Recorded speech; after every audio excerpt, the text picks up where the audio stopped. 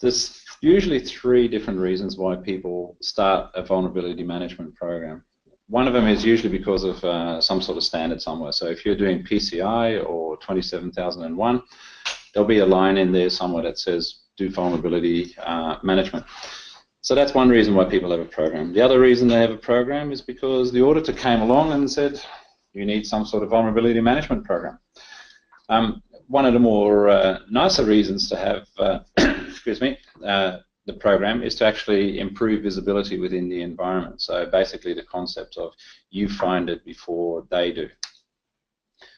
That's not the reason why I like vulnerability management programs though. The reason I like vulnerability management programs is because of this slide here. This is a little bit older from Microsoft, but it's still valid today.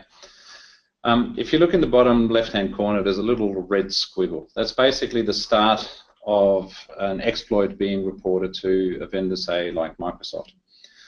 It starts being exploited, almost straight away, sometimes way before it gets reported, of course, with the 0 days.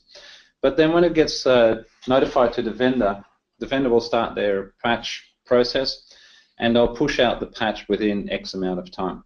If you follow the blue line a little bit further, it's not until you get to the green, which is where exploitation really starts to happen. So the kids out there, they've really kind of pushed the exploit into maybe a kit or two, and this is when it starts hitting mainstream. So technically you've got, potentially up to a month, maybe even 2 months before things start going really bad for you. Now that's not to say that there aren't exceptions to that, of course. We saw that with a few of the issues during the year, but if you look at one of the nicer ones this year, the MS-1710, that was released in March. It got hit very heavily with WannaCry in May, so that's a 2-month gap, and yet in May people were still running around. In fact, most of us started running around trying to fix those issues after the fact. So if we get some sort of visibility into an environment to see what the actual issue is within that month period, then you're already ahead of the game.